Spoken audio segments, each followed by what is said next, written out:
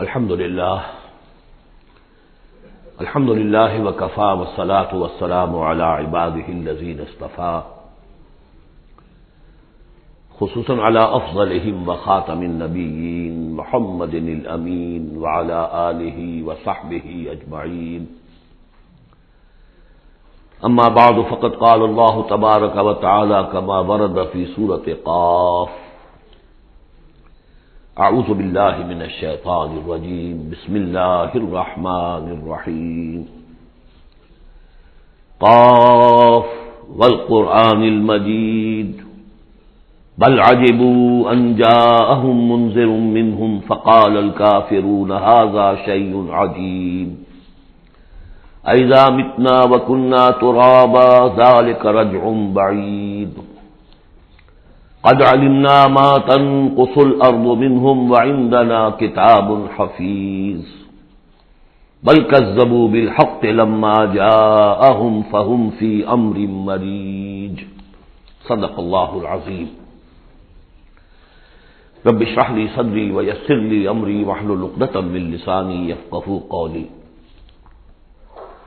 اللهم ربنا الهمنا رشدنا واعذنا من شرور انفسنا.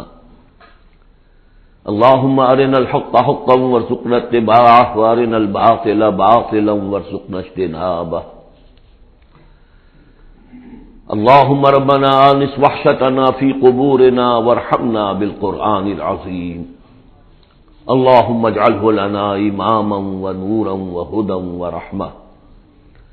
اللهم ذكرنا منه ما نسينا وعلمنا منه ما جهلنا وارزقنا تلاوته آناء الليل وأطراف النهار واجعله لنا حجة يا رب العالمين آمين.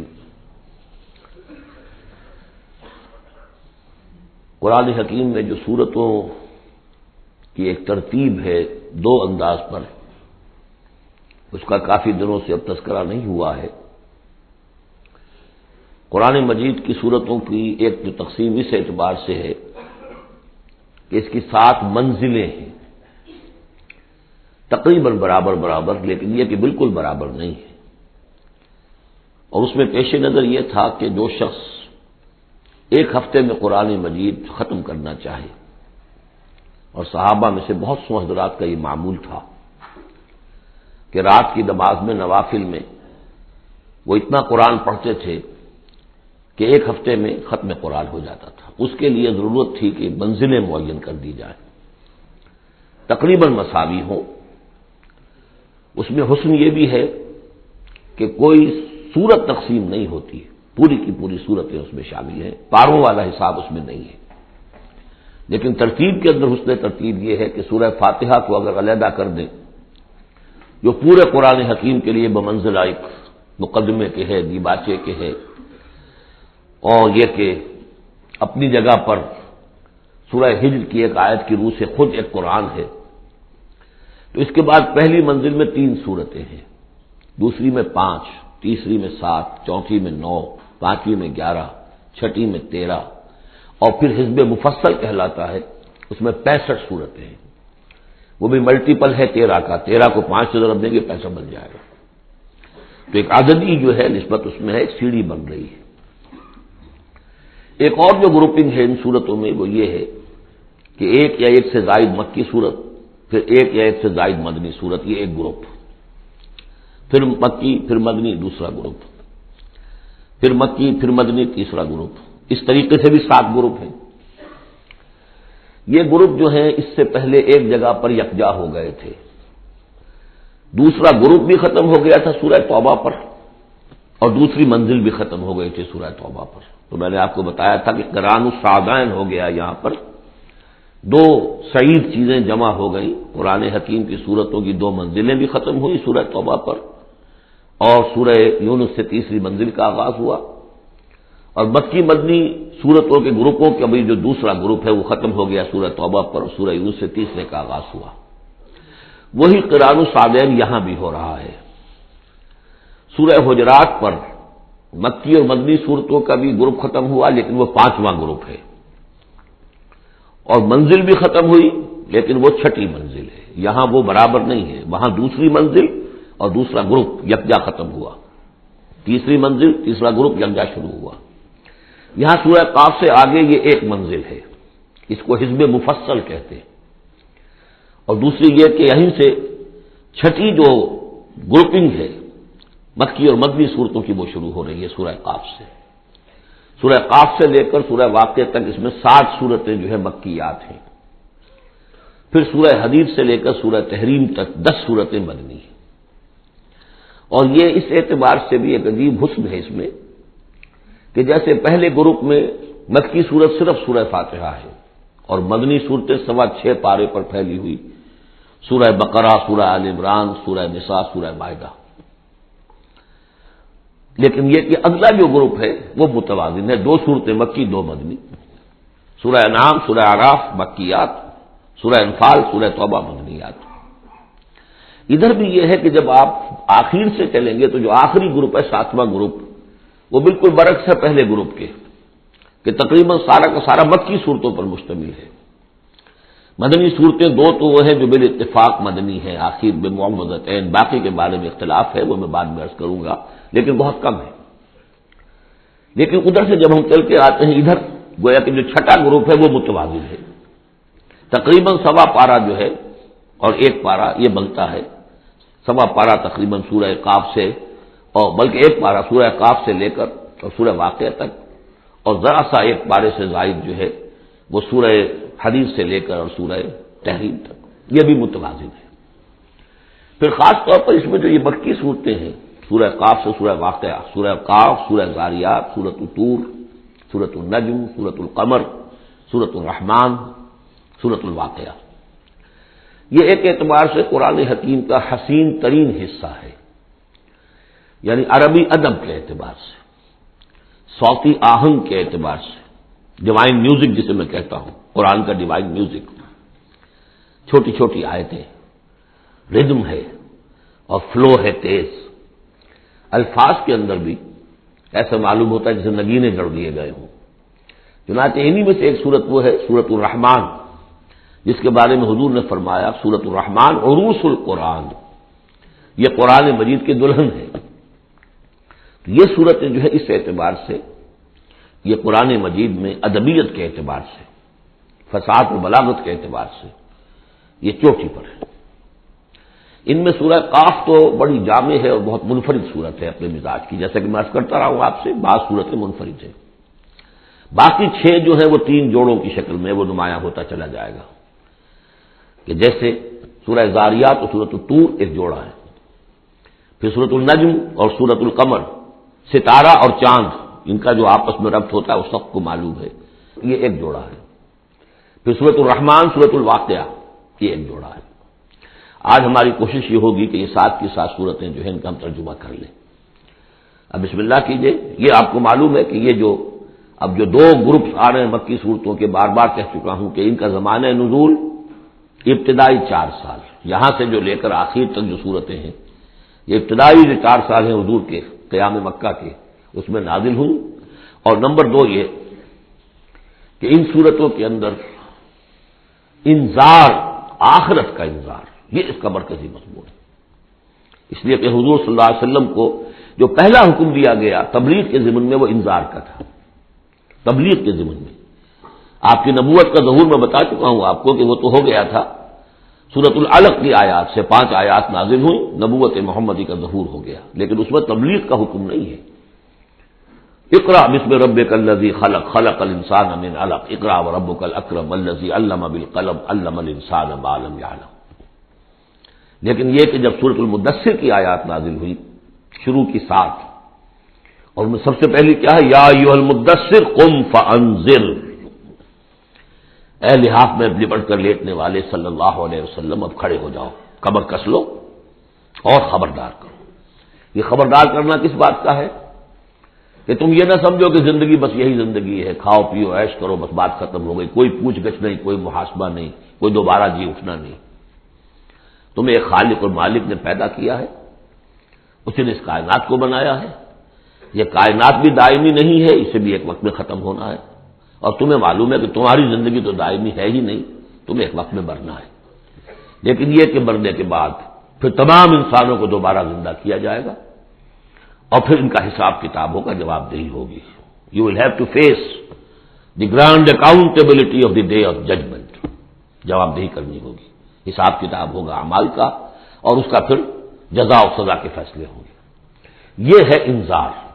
اور جیسا کہ ہم دیکھتے آ رہے ہیں ہر جگہ قرآن یہ کہتا ہے جن کے دل آخرت سے غافل ہیں، جن کے دلوں میں ایمان بالآخرت نہیں ہے، وہ لوگ جو ہیں لاکھ آپ انہیں سمجھا لیں، لاکھ وہ سمجھ میں آ بھی جائے گی بات، لیکن جانتا ہوں ثواب طاعت و زہد پر طبیعت ادھر نہیں آتی ہے. آخری معاملہ یہی ہوگا کہ ادھر رخ نہیں کریں گے جب تک کہ آخرت کا یقین نہ ہو. اسی وجہ سے بالآخرت ہم یوقنون، آخرت کے لیے صرف لفظ ایمان بھی کافی نہیں سمجھا گیا، آخرت پر ان کا یقین. اس لیے کہ یہی چیز ہے کہ جو انسان کی شخصیت اور سیرت کے اندر عملی اعتبار سے تبدیلی لاتی ہے. تو ان تمام صورتوں کا مرکزی مضمون وہی ہے. ویسے یہ کہ اور دوسرے مضامین بھی آئیں گے.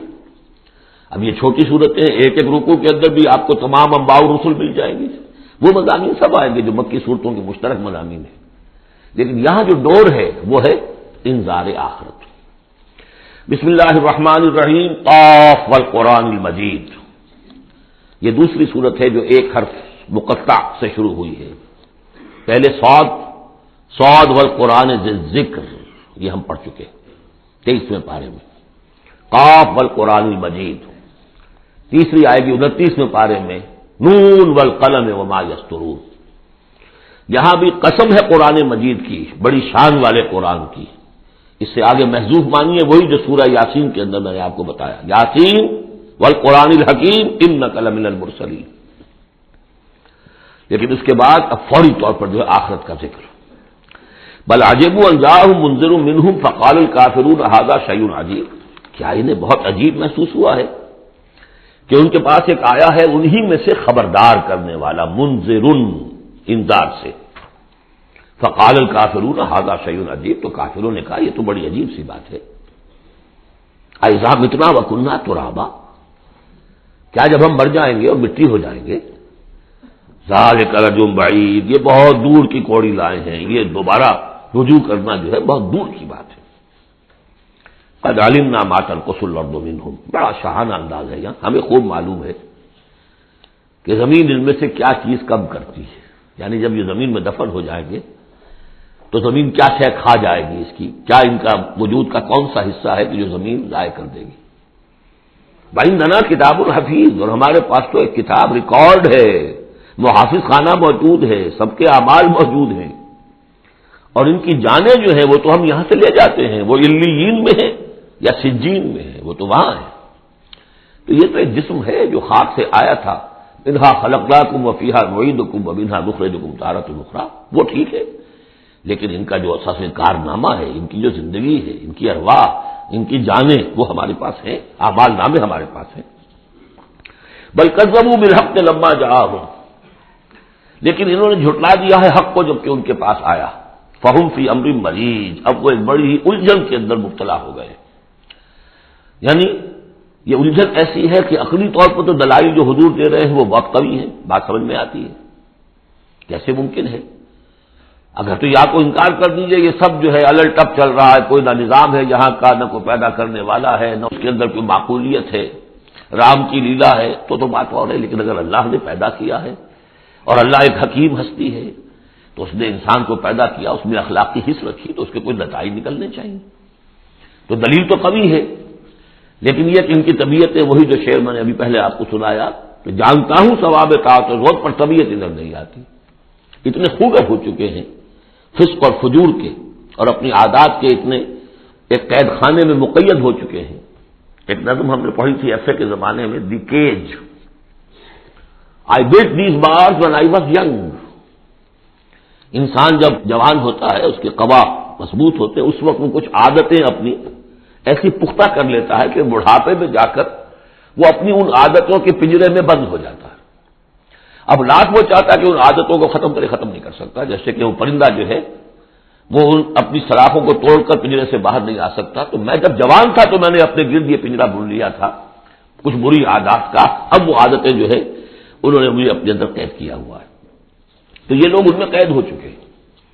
افلم ينظروا الى السماء فوقهم، تو کیا انہوں نے دیکھا نہیں آسمان کی طرف جو ان کے اوپر ہے، کیفا بنیناہا، ہم نے اسے کیسے بنایا ہے، وزیناہا، کتنا اسے مزین کر دیا ہے، وما لہا من فروج، اور اس میں کوئی رکھنے نہیں ہے۔ اس آیت کا مطلب تو آج آپ کو ایسٹرونومی والے بتائیں گے، کتنا محکم نظام ہے، کسی رکھنے کا کیا سوال۔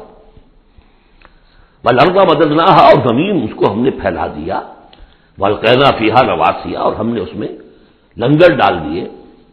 اب یہ جیولوجی والے بتائیں گے، علم طبقات الارض، کہ پہاڑوں کا کیا اثر ہے، کیا اسٹیبلائزنگ ایفیکٹ ہے زمین کی روٹیشن میں۔ وما لها من فروج والارض مددناها والقینا فیہا رواسیا وانبتنا فیہا من کل زوج بہیج، ہم نے اس میں ہر طرح کی بڑی ہی رونق والی چیزیں جو ہیں جوڑے جوڑوں کی شکل میں پیدا کر دی۔ تبصرۃ و ذکریٰ، یہ ہے لوگوں کو سجھانے کے لیے، دکھانے کے لیے، دیکھو، کھول آنکھ، زمین دیکھ، فلک دیکھ، فضا دیکھ، مشرق سے ابھرتے ہوئے سورج کو ذرا دیکھ، ان آیات کو دیکھو۔ افلا ينظرون الى الابل كيف خلقت والى السماء كيف رفعت والى الجبال كيف نصبت والى الارض كيف سطحت۔ تبصرۃ، یہ ہم صرف سجھانا چاہتے ہیں، دکھانا چاہتے ہیں، وہ ذکرا، اور یہ یاد دہانی بھی ہے۔ نشانی کو دیکھ کر کوئی یاد آ جاتا ہے جس کی وہ نشانی ہوتی ہے، ان نشانیوں کو دیکھ کر تمہیں اللہ یاد آنا چاہیے، خالق ان کا بنانے والا، ان کا مصور، هو اللہ الخالق البارئ المصور لہ الاسماء الحسنی۔ تو یہ در حقیقت اس کی یاد دلانے کے لیے یہ نشانیاں ہیں۔ لکل عبد منیب، لیکن یہ اسی بندے کے لیے ہے جو منیب ہو، خود کچھ رجوع رکھے ہوئے ہو، وہی جو تمہیں کہتا رہا ہوں کہ فطرت مس نہ ہوئی ہو، روح مری نہ ہو، تب تو یہ تمام چیزیں جو ہے مفید ہوں گی، آنکھیں بھی کھل جائیں گی اور تذکرہ یاد بھی آ جائے گا۔ اگر فطرت مر چکی ہو، مست ہو چکی ہو، پھر ظاہر بات ہے کہ کسی سے کوئی فائدہ نہیں ہوگا۔ وَنَزَّلْنَا مِنَ السَّمَاءِ مَاءً مُبَارَكًا، اور ہم نے آسمان سے اتارا مبارک پانی، مبارک کی وضاحت میں کر چکا ہوں۔ برکت اسے کہتے ہیں کسی شے کے اندر جو پوٹینشیل خیر ہے اسے نکال کر باہر لے آئے۔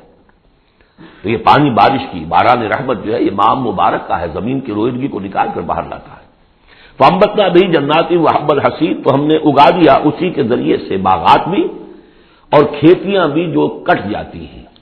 اب دیکھیے بہت خوبصورت ہے یہاں پہ جو ترتیب، جنات اسے کہتے ہیں باغات، درخت لگا رہتا ہے، پھل اتار لیتے ہیں صرف، اور کھیتی وہ ہوتی ہے گندم کی کھیتی، وہ پوری فصل کٹ جاتی ہے، وہاں کوئی اب درخت باقی نہیں رہتا۔ یہ نہیں ہے کہ صرف سٹے توڑ لیجئے باقی کھڑی رہنے دیجئے، نہیں، حصید تو وہ در حقیقت حب الحصید، اناج کی جو کھیتیاں ہوتی ہیں وہ تو کٹ جاتی ہیں۔ والنخل باسقات لها طلع نضید، اور ہم نے ایسے کھجوریں پیدا کر دی، ان کے درخت کے بہت لمبی لمبی ہیں، اونچے اونچے ہیں، لها طلع نضید، ان کا خوشہ جو ہے تہ بر تہ کھجوریں ان کے اندر لدی ہوئی ہیں۔ رزقا للعباد، یہ سب کچھ بندوں کے لیے، رزق کے لیے ہم نے بنایا۔ واحیینا بہ بلدۃ میتا، اور اسی پانی کے ذریعے سے ہمیں مردہ زمین کو زندہ کر دیتے۔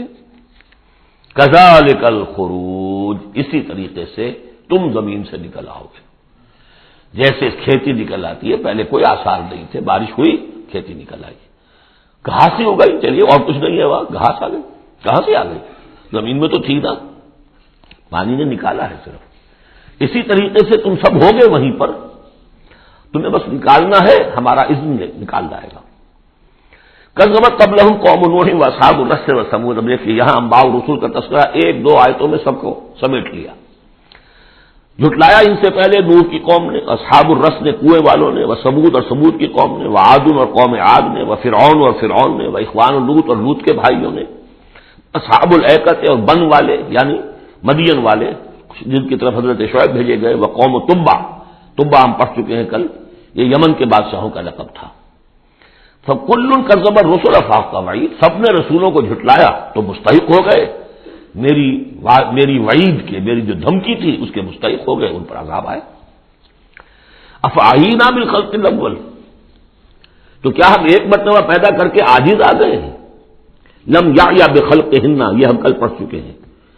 تو اس کے معنی کیا ہے؟ گویا کہ ہماری ساری، جس کو میں انگریزی میں نے کہا تھا کہ جو کریٹو پوٹینشیل ہمارا تھا، کریٹو انرجی ہماری ایگزاسٹ ہو چکی ہے تمہارے خیال میں۔ افعینٰا بالخلق الاول، کیا ہم بالکل عاجز آ گئے ہیں؟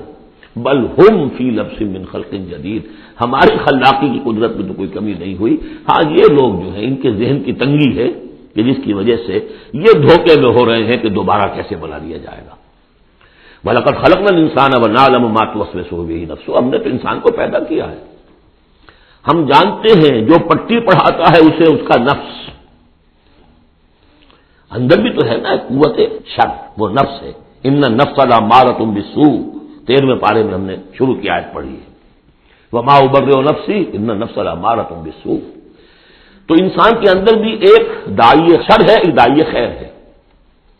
داعی شر کیا ہے؟ نفس امارہ، اڈ یا لیبیڈو فرائڈ کی اصطلاح میں، اور داعی خیر کیا ہے؟ روح، جس کا مسکن ہے قلب، وہ بلندی کی طرف، رفعت کی طرف لے کے جانا چاہتی ہے انسان کو۔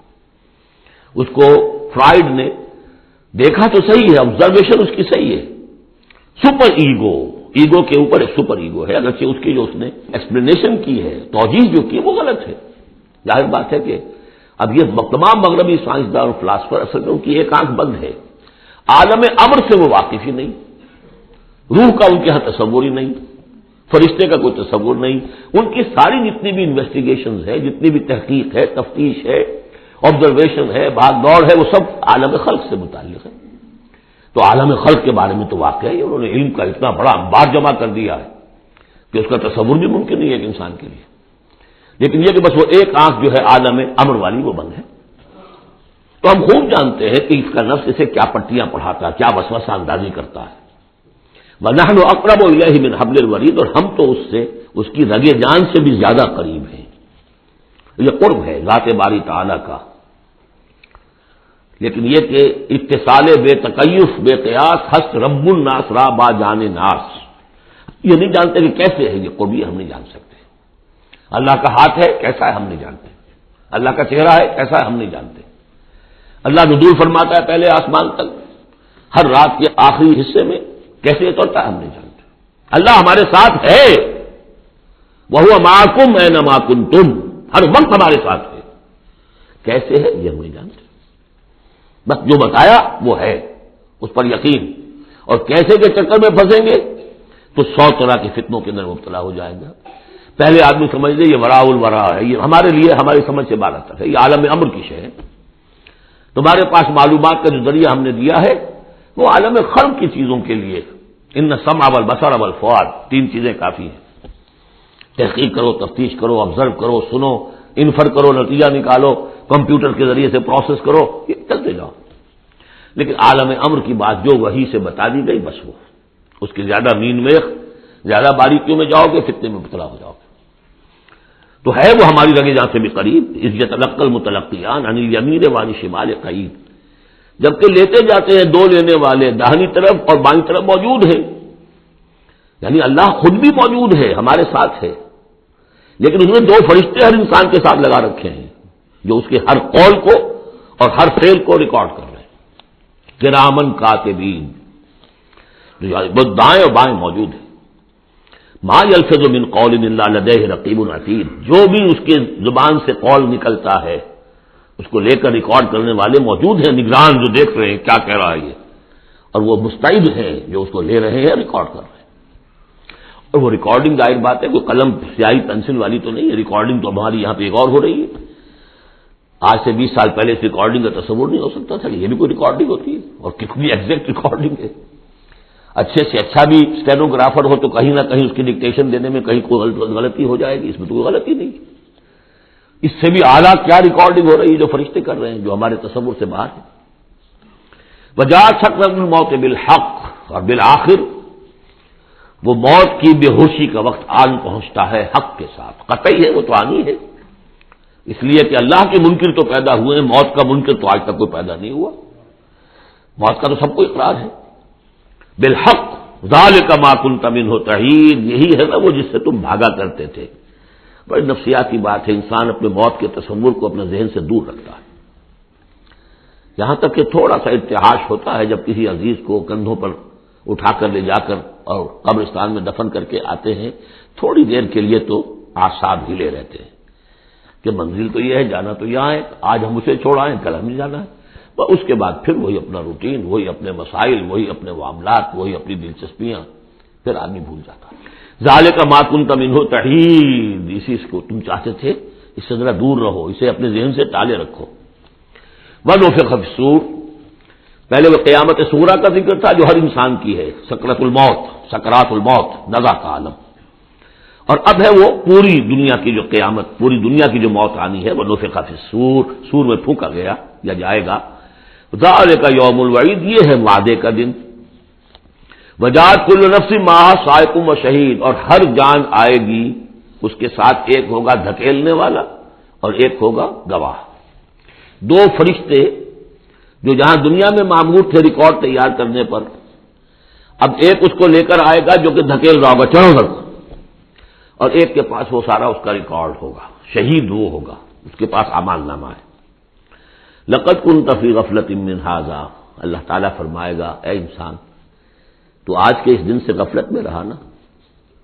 لقد كنت في غفلة من هذا فكشفنا عنك غطاءك فبصرك اليوم حديد، تو آج ہم نے تمہاری آنکھ سے پردے ہٹا دیے، اٹھا دیے. آج تمہاری نگاہ کتنی تیز ہو گئی ہے، ہر شے نظر آ رہی ہے.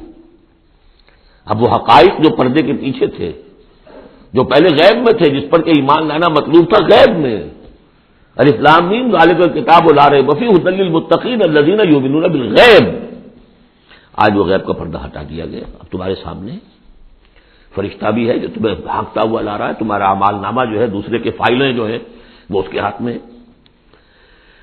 وقال قرینہ ھذا ما لدی عتید، اور کہے گا اس کا ساتھی، میری رائے ان حضرات کے ساتھ ہے کہ جن کے نزدیک یہ وہ شیطان ہے جو ہر انسان کے ساتھ دنیا میں ایک شیطان بھی لگا ہوا ہے. جیسے داخلی قوت شر ہے نفس، شیطان ساتھ باہر موجود ہے جو نفس میں پھونکے مارتا رہتا ہے، نفس میں اشتعال پیدا کرتا ہے، نفسانی خواہشات کو بھڑکاتا رہتا ہے. دوسری طرف انسان کے اندر روح ہے جو داعی خیر ہے، تو باہر فرشتے ہیں جو خیر کی دعوت دیتے ہیں. نحن اولیاؤکم فی الحیات الدنیا وفی الآخرہ، سورہ حامیم السجدہ میں ہم پڑھ کر آئے کہ نہیں، فرشتے ہمارے ساتھ ہوتے، وہ شاباش دیتے ہیں. کوئی نیک کام کر کے اگر ہمیں خوشی ہوتی ہے، یہ فرشتوں کی طرف سے ہمیں بشارت ہو رہی ہوتی ہے کہ اچھا کیا تم نے. کوئی گویا کہ اندر ہی سے آپ کو شاباش دے رہا ہوتا ہے کہ ہمت کی تم نے، بڑا اچھا کیا تم نے. کون ہے وہ فرشتہ ہے، نظر نہیں آئے گا. وقال قرین، وہ شیطان کہے گا جو کہ مسلط کیا گیا تھا اس پر، ھذا ما لدی عتید، پروردگار یہ حاضر ہے جو میرے پاس تھا، جو میری کسٹڈی میں تھا، جس پر مجھے تعینات کیا گیا تھا، اور وہ تھا، وہ حاضر ہے. اللہ فرمائے گا القیا فی جہنم کل کفار عنید، جھونک دو جہنم میں سب جو بھی ناشکرے تھے اور جو بھی مخالف تھے. اب یہ حکم کور کرے گا اس انسان کو بھی اور اس شیطان کو بھی. مناع للخیر، جو خیر سے روکنے والا، معتدن، حد سے بڑھنے والا، مریب، شکوک و شبہات میں مطلع رہنے والا، الذی جعل مع اللہ الہا آخر، جس نے اللہ کے سوا کسی اور کو بھی الہ بنایا اور پکارا اور پوجا، فالقیاہ فی العذاب الشدید، تو جھونکو اس کو بڑے سخت عذاب میں. اب اس کے رونگٹے کھڑے ہوں گے. وہ جو شیطان وہ سمجھتا تھا میں تو سرکاری کارندہ ہوں یہاں پر، لیکن یہ کہ یہاں جب حکم ہوگا تو وہ تو دونوں کو جھونکا جائے گا. قال قرینہ ربنا ما اطغیتہ ولکن کان فی ضلال بعید، وہ کہے گا شیطان اس کا ساتھی، پروردگار میں نے اس کو گمراہ نہیں کیا، یہ تو خود ہی جو ہے بڑی سخت گمراہی کے اندر تھا. تو گویا کہ وہ چاہے گا کہ میری جان بخشی کی جائے، جو میری کسٹڈی میں تھا وہ تو میں نے حاضر کر دیا لا کر. قال لا تختصموا لدی وقد قدمتم الیکم بالوعید، اللہ فرمائے گا میرے سامنے اب جھگڑو مت، جبکہ میں پہلے وعید بھیج چکا ہوں. سارا انذار کا حق میں نے ادا کر دیا، جنات کے لیے بھی انسانوں کے لیے بھی. وہ ہم دیکھ آئے ہیں سورہ احقاف میں، جنات نے حضور کا کلام سنا اور ایمان لے آئے اور داعی حق بن کر اپنی قوم میں واپس چلے گئے. ما یبدل القول لدی، میرے حضور میں بات تبدیل نہیں کی جا سکتی، میرا قانون، میرا ضابطہ جو بھی تھا وہ پورا ہوگا. وما انا بظلام للعبید، میں اپنے بندوں پر ظلم کرنے والا نہیں ہوں. یوم نقول لجہنم هل امتلأت، جس دن کہ ہم پوچھیں گے جہنم سے بھائی بھر گئی تو، تیرا پیٹ بھر گیا؟ وتقول هل من مزید، وہ کہے گی نہیں اور ہے کچھ، مجھے تو ابھی میرے اندر بڑی کشادگی ہے، اور آئے جنات اور انسان اور مجھے بھرے. وَأُزْلِفَتِ الْجَنَّةُ لِلْمُتَّقِينَ غَيْرَ بَعِيدٍ، اور جنت قریب لے آئی جائے گی اہل تقویٰ کے، جو ان سے دور نہیں ہوگی. ھذا ما توعدون، اب ان سے کہا جائے گا یہ ہے جس کا وعدہ آپ لوگوں سے کیا گیا تھا. لکل اواب حفیظ، ہر اس شخص کے لیے جو اللہ کی طرف رجوع کرنے والا ہو اور حفاظت کرنے والا ہو. حفاظت کس کی؟ جو امانت ہم نے دی تھی. ان عرضنا الامانۃ علی السماوات والارض والجبال فابین ان یحملنها واشفقن منها وحملها الانسان. ہم نے اپنی روح پھونکی تھی تم نے اس کا حق ادا کیا، اس کو محفوظ رکھا، اسے سلیم رکھا. الا من اتى الله بقلب سلیم، وہ تو انہوں نے حفاظت کی. من خشی الرحمن بالغیب، جو ڈرتے رہے رحمان سے غیب میں ہونے کے باوجود، بن دیکھے. وجاء بقلب منیب، اور لے کر آئے ہیں وہ قلب سلیم، قلب منیب. اللہ کی جو امانت تھی اسے پوری سلامتی کے ساتھ، حفاظت کے ساتھ رکھ کر لوٹا رہے ہیں. ادخلوها بسلام، داخل ہو جاؤ اس جنت میں سلامتی کے ساتھ. ذالک یوم الخلود، اب یہ دن ہے ہمیشہ رہنے والا. اب تمہیں یہاں جنت سے نکلنے والا مرحلہ کوئی نہیں آئے گا. لہم ما یشاؤون فیہا ولدینا مزید، ان کے لیے وہ سب کچھ تو ہے ہی کہ جو وہ چاہیں گے، اور ہمارے پاس اور بہت کچھ ہے. وہ اور بہت کچھ کیا کچھ ہے؟ 3 درجے سمجھیے قرآن مجید میں مختلف مقامات پر جنت کے. ایک تو جو کچھ نفس انسانی میں داعیات ہیں خود اللہ نے رکھے ہیں، ان سب کی بھرپور تسکین کا سامان، یہ تو نمبر 1 ہے، پہلے ہی سے موجود ہوگا. نمبر 2، ہر شخص اپنی ذہنی سطح کے مطابق جو مانگے یہ مختلف ہوں گی. کسی دیہاتی کی اپنی ذہنی سطح ہے، وہ کیا مانگے گا، اور کسی عالم اور فاضل کی اپنی ذہنی سطح ہے، کوئی فلسفی جو ہے وہ کچھ اور مانگے گا. کچھ لوگ ہوں گے کہ جو کچھ نہیں چاہیں گے سوائے اللہ کی ذات کے، جیسے کہ رابعہ بصریہ کا قول آتا ہے. ایک یوں سمجھیے کہ جس جذب کے عالم میں ایک روز نکلی ہے گھر سے، ایک ہاتھ میں ایک لوٹے میں پانی تھا اور ایک ہاتھ میں ایک قندیل مشل. کہ رابعہ کہاں چلی؟ کہ میں اس مشل سے تو جنت کو جلانا چاہتی ہوں، اور یہ لوٹے میں پانی ہے، اس سے میں دوزخ کو بجھانا چاہتی ہوں، تاکہ لوگ دوزخ کے ڈر اور جنت کے لالچ میں اللہ کو نہ چاہیں، اللہ کو اللہ کے لیے چاہیں. تو ایسے بھی ہوتے جو آیا نا، یریدون وجہہ، انہیں اللہ کی رضا کے سوا، اس کے چہرے کے سوا کچھ نہیں چاہیے. یریدون وجہہ، تو وہ لوگ بھی ہوں گے.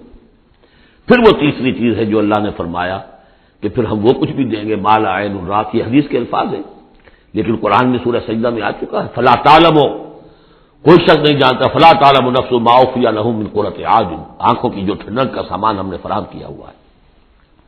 لهم ما یشاؤون فیہا ولدینا مزید وکم اہلکنا قبلهم من قرن هم اشد منهم بطشا فنقبوا فی البلاد. کتنی ہی قوموں کو ہم نے اس سے پہلے ہلاک کیا ہے جو ان سے کہیں بڑھ کر تھیں اپنی قوت میں، پکڑ میں، اور وہ گھس گئے تھے ملکوں میں، ایک کے بعد دوسرا فتح، دوسرے کے بعد تیسرا فتح، لقب لگاتے چلے گئے ایک ملک کے بعد دوسرے میں.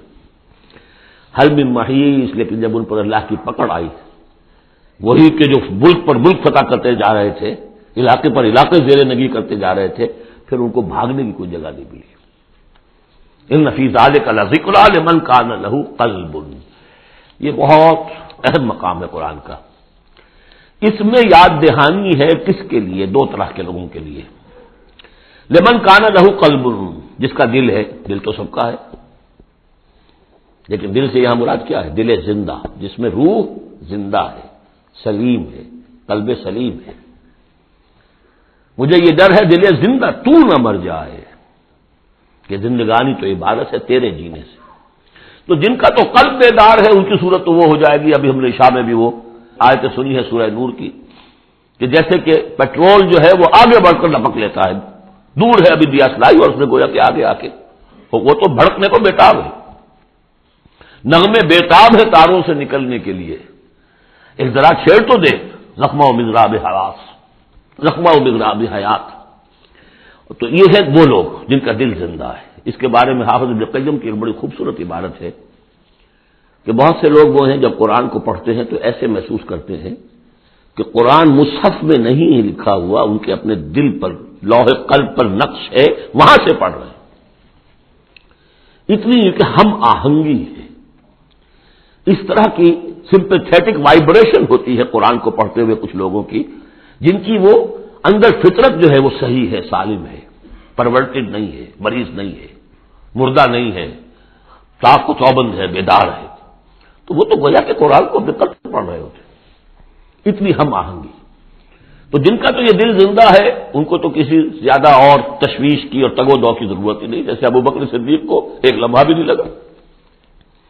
ہاں کچھ لوگوں کے اندر ذرا کچھ پالوشنز ہوتی ہیں، کچھ پردے پڑے ہوئے ہیں، وقت لگ جاتا ہے، تو ان کے لیے ہے او کا لفظ آیا یہاں پر، لمن کان لہ قلب او القى السمع وهو شہید، یا یہ کہ پھر ذرا کان لگا کر سنے اور اپنے آپ کو حاضر کرے، متوجہ کرے، تو یقیناً پھر اس کے حوالے سے اس کو اس قرآن کے ذریعے سے ہدایت مل جائے گی۔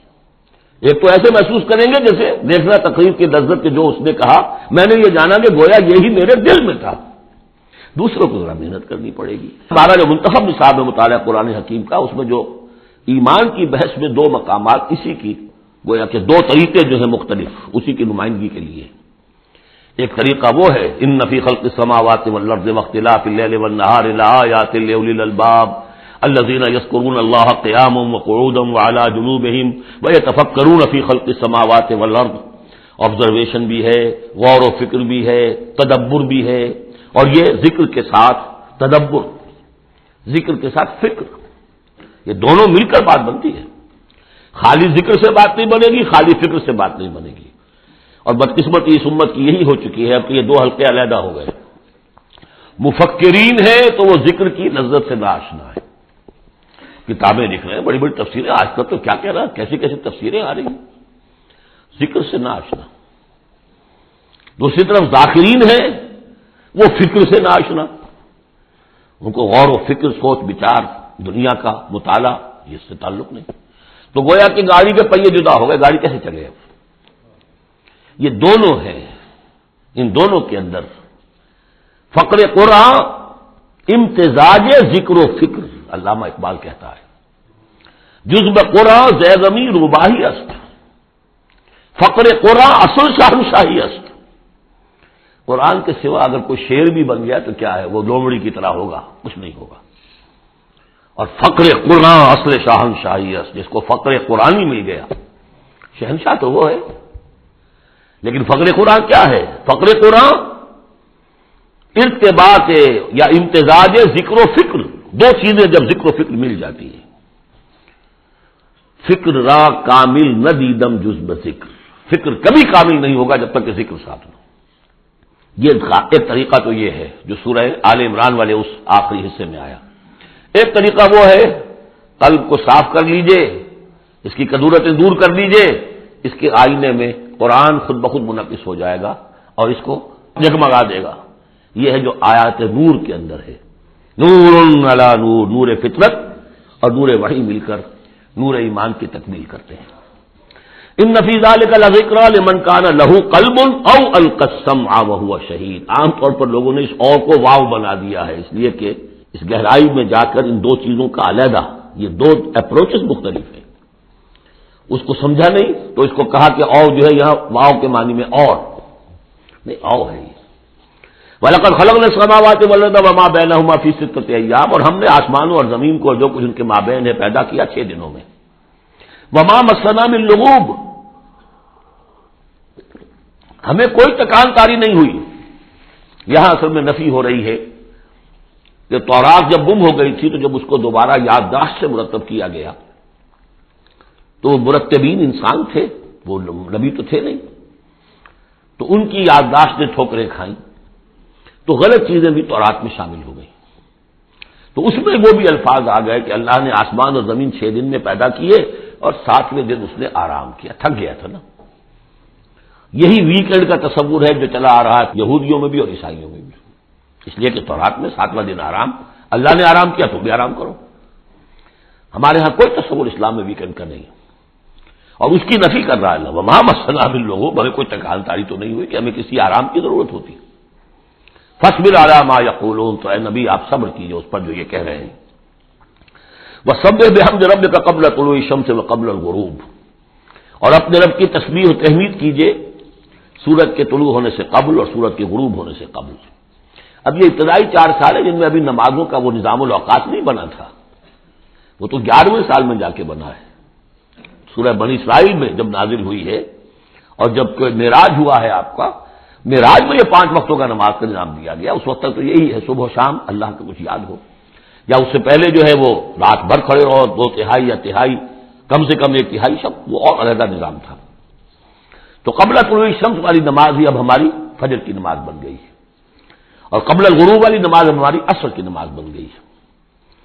یہی بات ہم سورۃ طٰہٰ میں پڑھ چکے ہیں، قبل طلوع الشمس و قبل غروبها ومن اللیل فسبح، اور رات کے حصوں میں بھی اس کی تسبیح بیان کرو، بعد 12 سجود اور نمازوں کے بعد سجدوں کے بعد پھر بیٹھ کر بھی کوئی تھوڑی سی تسبیح کیا کرو، جیسے نمازوں کے بعد تسبیح فاطمہ ہے 33 مرتبہ سبحان اللہ، 33 مرتبہ الحمدللہ، 33 یا 34 مرتبہ اللہ اکبر۔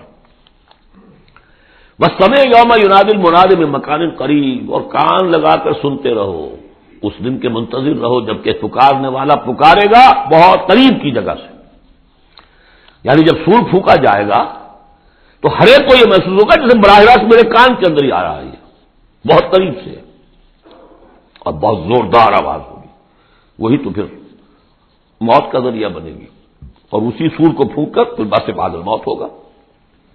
یہاں دوسرے کا ذکر ہے، یوم یسمعون الصیحۃ بالحق، جس دن کے وہ سنیں گے چنگھاڑ حق کے ساتھ، ذالک یوم الخروج، یہ ہے اب نکلنے کا دن۔ انا نحن نحیی و نمیت، ہم ہی زندہ رکھتے ہیں، ہم ہی موت وارد کرتے ہیں، وإلینا المصیر، جہاں اللہ تعالیٰ اپنی زیادہ جلالت شان کا اظہار کرنا چاہتا ہے وہ جمع کا صیغہ ہوتا ہے، انا نحن نحیی و نمیت وإلینا المصیر۔ یوم تشقق الارض عنہم سراعا، جس وقت کی زمین پھٹے گی اور یہ اس میں تیزی سے نکلیں گے اس میں سے باہر۔ ذالک حشر علینا یسیر، یہ جمع کر دینا ہمارے لیے بہت آسان ہے، کوئی مشکل نہیں۔ نحن اعلم بما یقولون، اے نبی ہم خوب جانتے ہیں جو کچھ یہ کہہ رہے ہیں، یہ کہہ رہے ہیں یہ مجنون ہے، یہ کہہ رہے ہیں کہ یہ شاعر ہیں ساحر ہیں، شروع کی جو باتیں تھیں۔ وما انت علیہم بجبار، ہم نے آپ کو ان پر کوئی زور دے کر نہیں بھیجا ہے کہ زبردستی آپ انہیں حق کی طرف لے آئیں۔ فذکر بالقرآن من یخاف وعید، پس تذکیر کیجئے قرآن کے ذریعے سے ہر اس شخص کو کہ ذرا سا بھی جس کے اندر کوئی تھوڑی سی روح زندہ ہوگی اور احساس ہوگا، اخلاقی حس جو ہے مردہ نہ ہو چکی ہوگی، وہ ضرور سنے گا اور وہ آپ کی اس تذکیر سے فائدہ اٹھائے گا۔ اب یہاں نوٹ کر لیجئے، تذکیر بھی قرآن کے ذریعے سے، تبشیر قرآن کے ذریعے، انذار قرآن کے ذریعے، تبلیغ قرآن کی، تزکیہ نفس قرآن کے ذریعے، اور کس طرح امت نے اس قرآن سے اپنے آپ کو دور کیا ہے۔ بارک اللہ لی و لکم فی القرآن العظیم و نفعنی و ایاکم بالآیات والذکر الحکیم۔